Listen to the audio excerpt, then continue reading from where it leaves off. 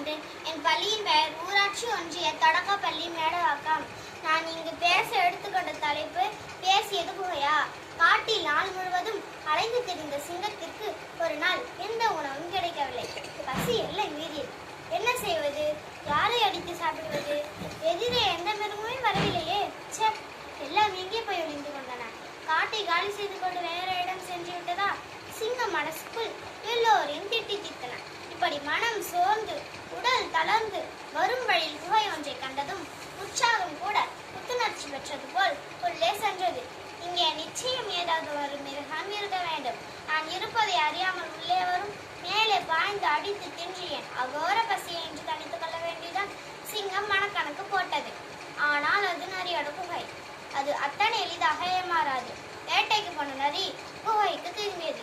அதன் கூரான பார்வை வழியில் பதிந்த சிங்கத்தின் பாதச்சுவடுகளை பார்த்துவிட்டது. வெளியில் இருந்த குகைக்குள் உள்ளே போன அடையாளம் தெரிந்ததை தவிர திரும்பவும் வெளியே வந்த தடயம் தெரியவில்லை.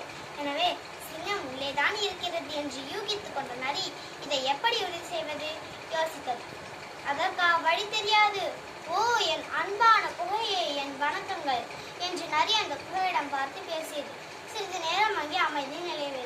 திரும்பிடும் நரியா அந்த குகையிடம் பார்த்து பேசியது. என்ன குகையே, நான் உனக்கு வணக்கம் கூறுகிறேன். பதிலுக்கு நீயும் எனக்கு வணக்கம் சொல்வாயே. மறந்து விட்டாயா? உள்ளே இருந்த சிங்கத்திற்கு இது என்ன புது குழப்பமாக இருக்கிறது.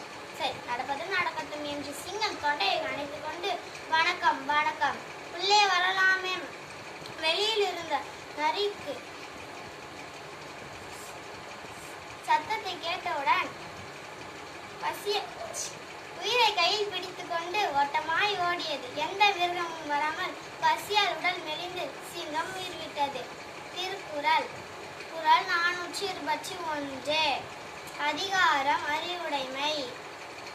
அறிவற்றம் காக்கும் கருவி செருவார்க்கும் உள்ளடிக்கலாகாரன்.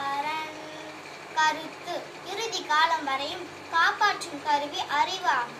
பகைவரும் உட்புகுந்தழிக்க இயலாத கோட்டை அந்த அறிவாகும். நன்றி, வணக்கம்.